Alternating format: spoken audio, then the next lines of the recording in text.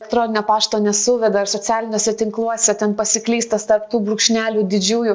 Ir aš galvoju, ką aš įsivaizduoju, taigi gražiausias žodis lietuviškas artyn. Kas aš esu, kiek čia man 19 metų, kokia čia iš manęs režisierė, ką aš jiems papasakosiu, turi būti bagažas kažkoks gyvenimo. Tai neišpildė teatrinės svajonės.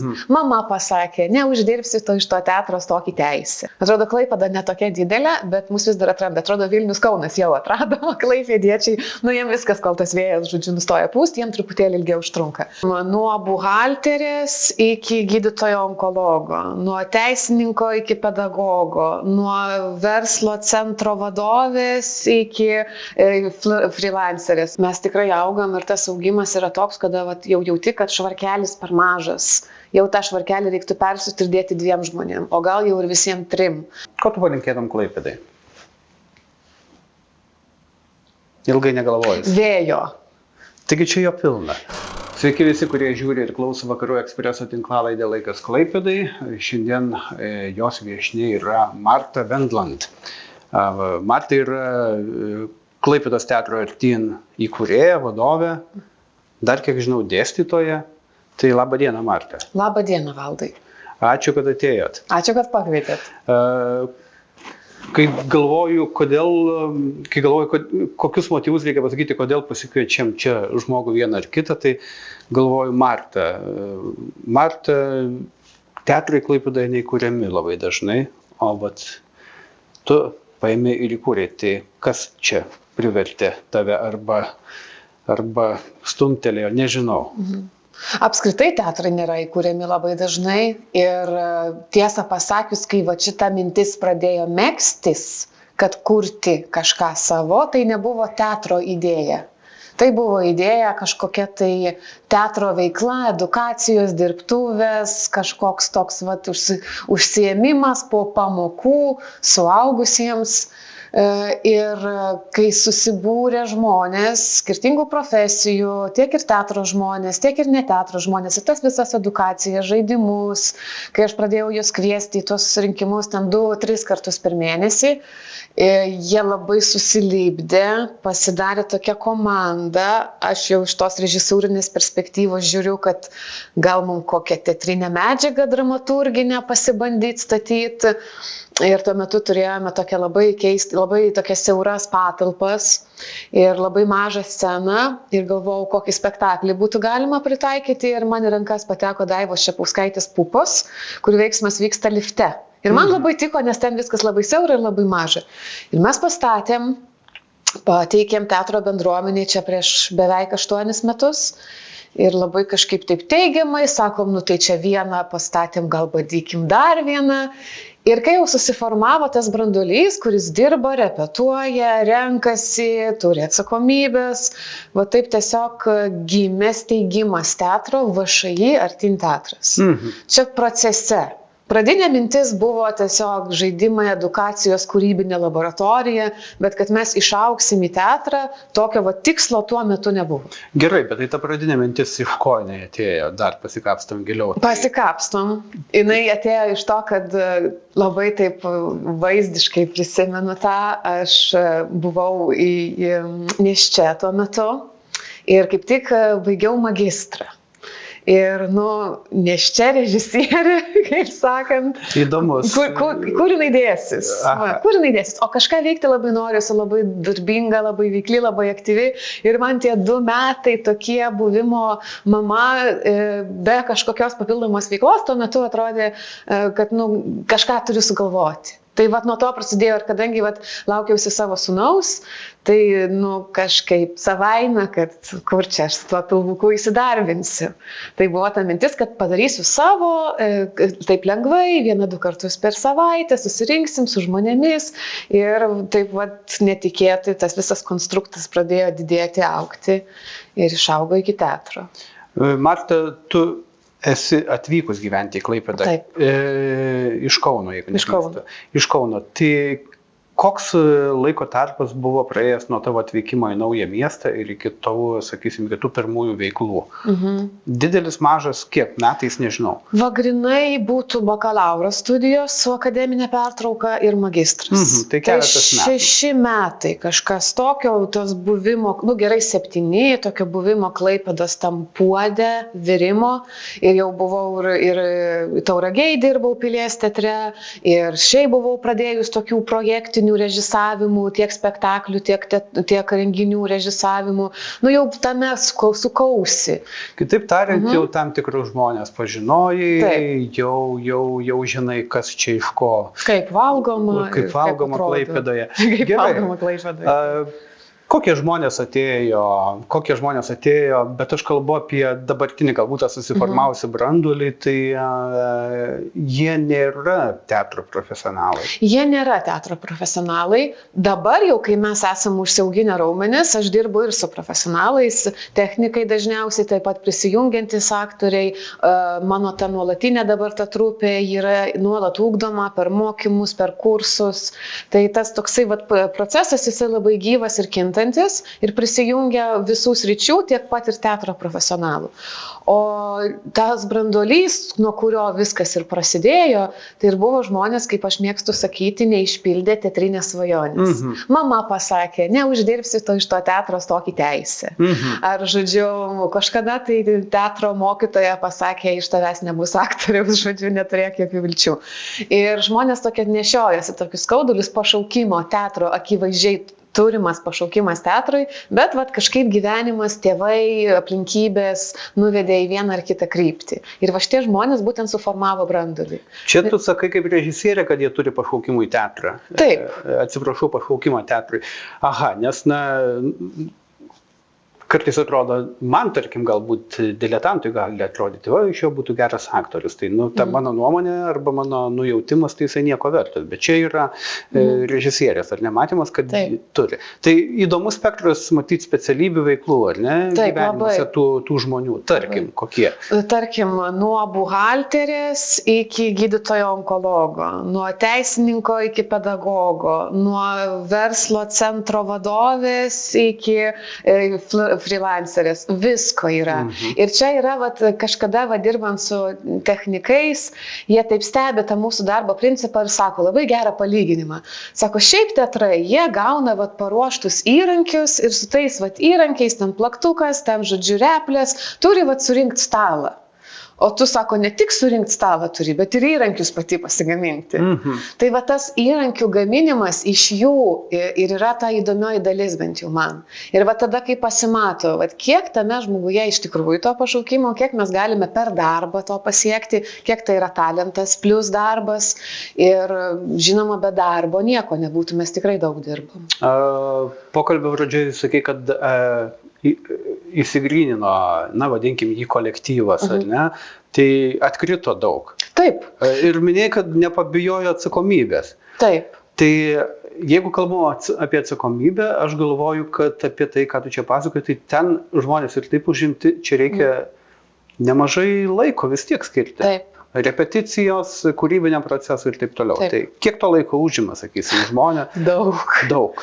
Iš tikrųjų, aš prisipažinsiu, kad jau eina, sakykim, tie 8 metai mūsų teatro ir aš vis dar stebiuosi jais. Kurie yra profesionalai, jiem jokių problemų. Jie yra pripratę prie tempo, prie ritmo, prie darbo naktimis, prie iškvietimų, kada reikia, prie staigių keitimų, prie darbo su skirtingais režisieriais. Jiem tai yra įprasta. Bet dirbant su maniškiais ir kaip jie, supriekim, jeigu jie apsijungia, tiek mano žmonės, tiek profai, tada pasidaro tas įdomumas, kaip jie sugeba rasti to laiko, kiek yra dėrybų su savo šeimom, su darbais, kada darbdaviai išleistų, kad, pavyzdžiui, premjerai ruošiamės, tikrai dirbam 7 dienas per savaitę, po 5, po 6 valandas, jeigu einam į premjerą. Šiaip dirbam 2, 3, 4 kartus per savaitę, po 2-3 valandas. Ir pastebėjau tokį įdomų dalyką, toks šiek tiek mūsų gal 21 amžiaus toks posūkėlis, jauni žmonės nebelabai sugeba įsipareigoti. Atsakomybę prisijimti, jeigu jauni turiu omeny, tai 20, 26, 27, jie pamato, kad čia reikės atsakomybės, reikės daryti dalykus. Iki užlipant ant scenos prie žiūrovus reikia nuveikti nemažai. Nemažai darbo. Jie galvoja, kad viskas va taip, sprigt, tik to, kas praėjo, aš padariau. O čia dirbti reikia, pasirodo.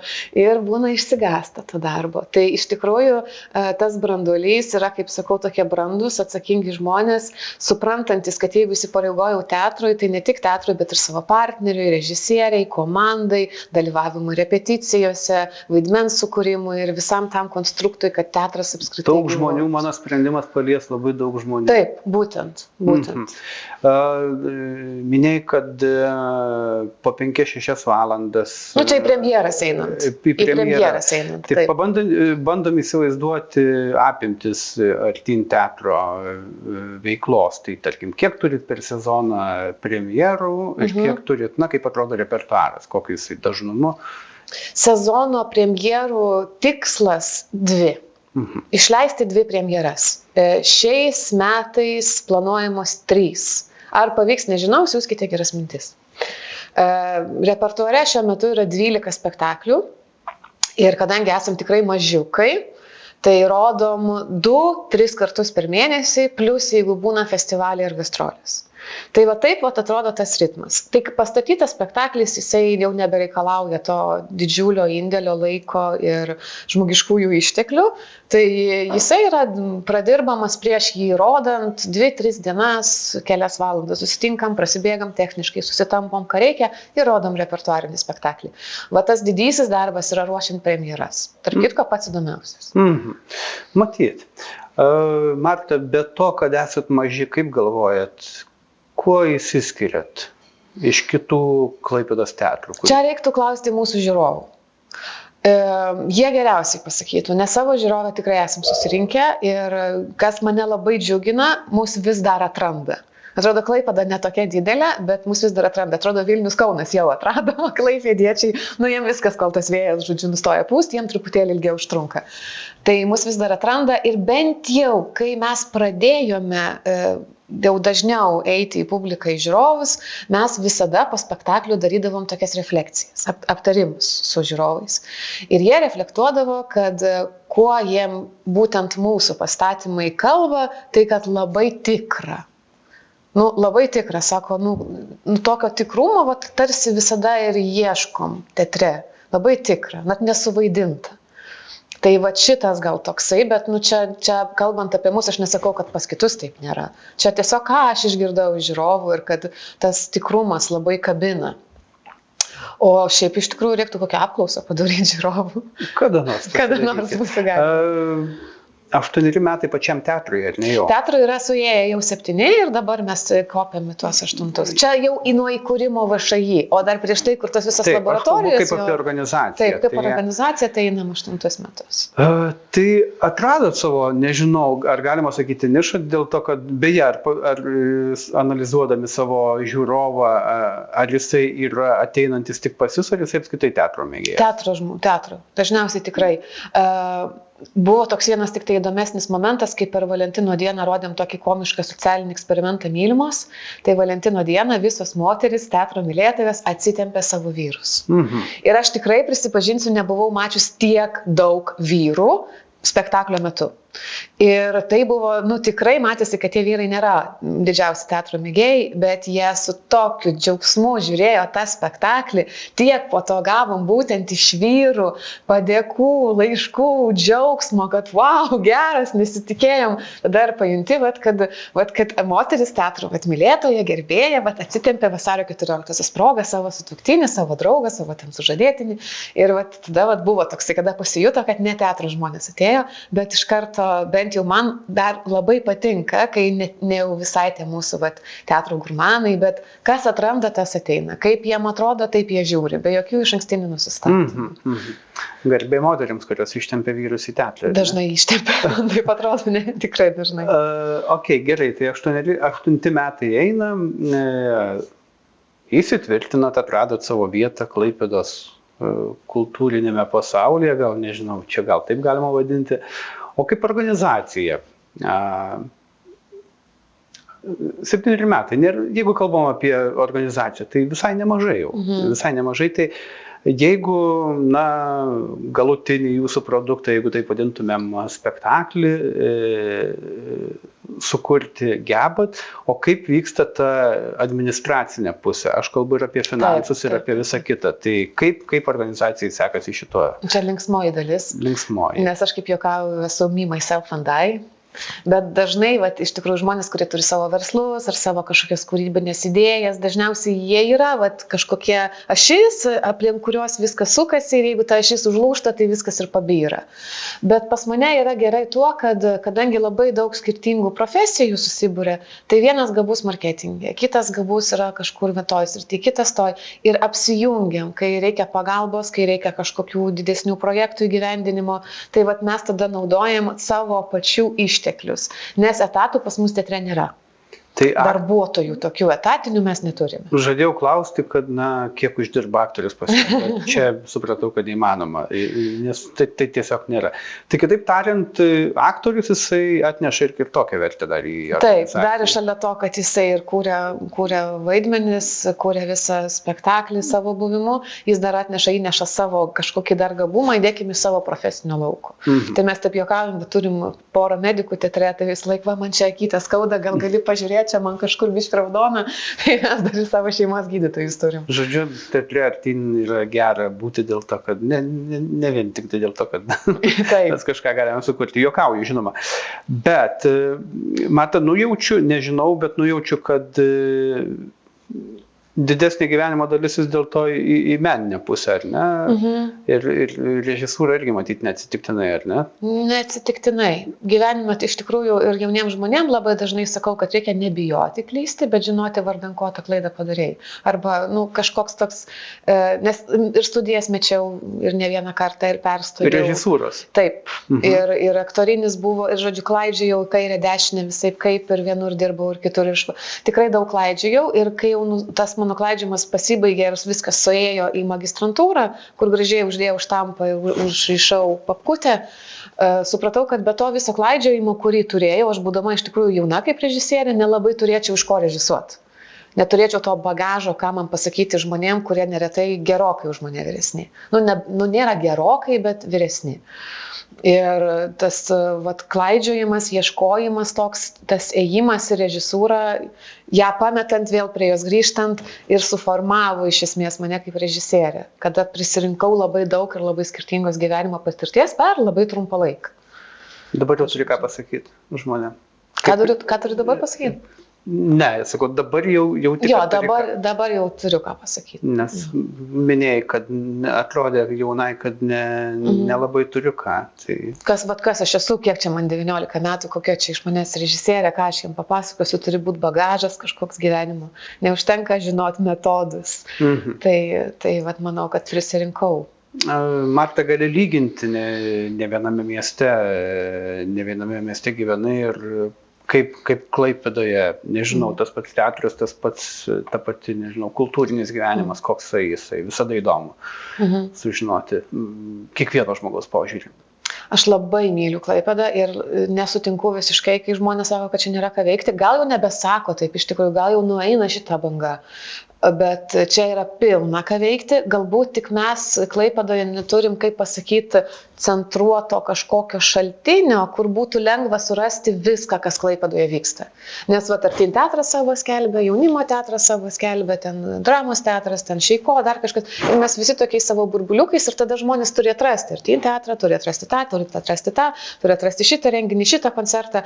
Galbūt kažkokio centralizuoto, nežinau, ar tai būtų įmanoma, bet kad žmonės žinotų, įsijungiu ir viskas, kas vyksta Klaipėdoje.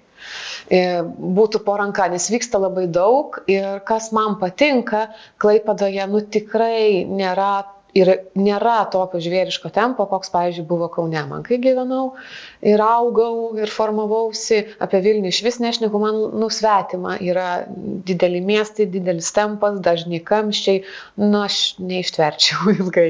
Tai Klaipėdos ritmas, lėtesnis, ramesnis, netoks beprotiškas, man atrodo, kaip tik ir tinka kūrybai ypač. Tai Klaipėda kaip kultūros uostas galėtų šitą slinkti ilgai laikyti, nes pas jūs ir yra rubrika kultūros kultūros sostas. Ir man va šitas labai yra įstrigęs, kaip taikliai pataikėt. Būtent šitais terminais. Aš galvojau klausti, kokią formą galėtų būti ta koncentracija visų renginių, apie kurią čia kalbėjot. Tai taip, tai gali būti uostas, kur susirenka visi laivai ir eini į uostą ir žiūri čia, į kurį tą laivelį sėsti. Tas raudonas, tas mėlynas, šitas 2 aukštų, šitas su būriam, šitas elektrinis, tai va kažkokio va tokio gal galėtų būti. Nežinau, čia tokias mintis, tik tai kodėl gali būti žmonėms sakyti, kad va senamiestis tuštėja, kavinės užsidarinėja, labai čia mes matėm daug tų bankrotų, viskas, Akropolis plečiasi, didėja, kaip nukelti kultūrą į pietinę, šiaurinę miesto dalis. Tai va čia tie amžinieji klausimai, kad senamiesčio ta kultūra gyvai, ten vaikšto vieni pas kitus nuolat, o vat, kaip mums iš čia pasiimti, ar patiems nuvažiuoti, ar jiems mums atrasti, gal čia esminis klausimas, nes Klaipėdoje žmonių yra. Tikrai. Yra, ar būtina, kaip, čia matyt reikėtų klausimą užduoti kaip teatro vadoviai, ar būtina, kad tie žmonės ateitų į teatrą, arba į bet kurią kitą kultūrinę veiklą? Niekada nėra būtina, bet manau labai naudinga. Tai didelę naudą neša žmogui, nes man atrodo, kad kultūra yra visuma. Ne tai, kad aš meną pažiūrėjau, ar ten koncerto paklausiau, ar tapybos kažkokį tai eksponatą nusipirkau. Bet kultūra yra visuma žmogaus jausmų, žmogaus patirties, kultūra yra mūsų visuomenės kultūra, iš kokios šeimos aš ateinu. Ir ta meno kultūra yra tik dalis tos visuotinės kultūros. Tai kad ta mūsų visuotinė kultūra dar pasipildytų vienu elementu. Išlavintų skonių, tiek muzikai, tiek dailiai, tiek performatyviam menui, tiek teatrui. Tai va tai bendrai visuotiniai kultūrai tiesiog tokia gražia braškė dedant viršaus. Ką per 8 gyvavimo metus, ką laikytume didžiausiu laimėjimu? Teatro ir kino. Kad sugebėjom išlaikyti branduolį. Nes žmonės keičiasi labai greitai, bet reiškia kažką daro tiek teatras, tiek aš pati teisingai, kad branduolys žmonių, kurių išėjimas nukirstų kojas, bet paskui jas reikėtų užsiauginti iš naujo, išliko. Tai nes visgi 7 metus po tokią atsakomybę nešti ir įsipareigoti yra nelengva. Ir tie žmonės jau tampa tokie kertiniai, kaip kolonos laikančios tą teatro pastatą. Tai va sugebėti išlaikyti per tiesiog, per motivaciją, per kažkokius meno kūrinius, per buvimą kartu, per bendruomenę, kada mes nekalbam, jeigu mes turim gerus atlyginimus, tai čia gal kaip tik visi norės pas mus likti, nes mes labai gerai mokam, bet mums kitokia graža. Ir šita graža sugeba išlaikyti žmonės. Tai man, sakyčiau, čia didžiausias pasiekimas, kad ne vien tik pinigai išlaiko žmonės. O gerai, bent jau versle, tai visada bet kuri organizacija tai yra orientuota į augimą. Tu sakai, nori uždirbti milijoną, uždirbi milijoną, sakai, reikia uždirbti 2 ir taip toliau. O pas jūs veikia šitas principas, kad jau dabar tikrai įsitvirtinot, branduolį išlaikėt, žinot, kaip dirbti, ką dirbti, o augti norisi? Mes augam.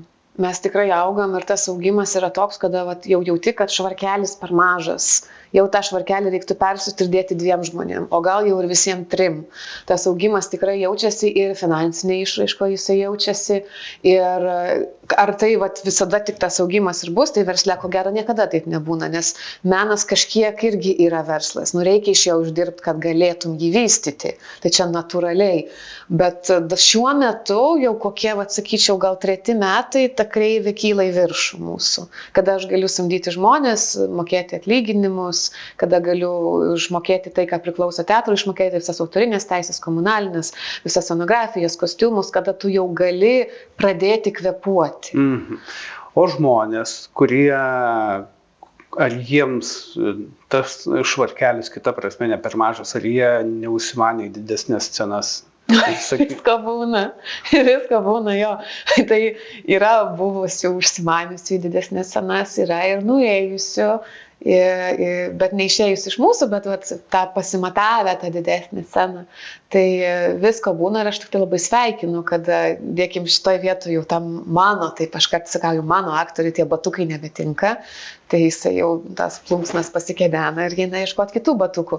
Ir kai kurie labai neblogai į filmavimus yra įsisukę ir neblogai jam ten sekasi, kai kurie kažkokius tokius epizodinius projektus turi. Ir jau matai, kad vat, ne tik jau čia, ne tik Artin teatre, bet jau apskritai kultūroje jie vat, jau žiūri vienas čia įsisuko, kitas čia, o kitas žiūrėk šitam projekte ir aš būna net nežinau, įsijungi televiziją, žiūriu, opa, maniški rodo, geras galvoju. Tai ir galvoji, kad neteisi buvo ta jo mokytoja. Ir galvoju, kad neteisi buvo ta jo mokytoja, taip. Nes, na, čia tokia kitokia vertė, nemateriali yra jūsų teatro, kad taip. Tie žmonės ne tik savo įrodė, kad jie buvo neįvertinti. Arba nepastebėti, arba kažkur nepamotivuoti, nes ypatingai jaunam žmogui yra labai sunku nuspręsti, ką jam daryti su gyvenimu. Ir jeigu dar iš išorės ateina, tu negali, tu neišeina, tu nevykęs, tau nepavyks, tu čia eik ten ir būk ramus, nes bent jau pinigai bus garantuoti.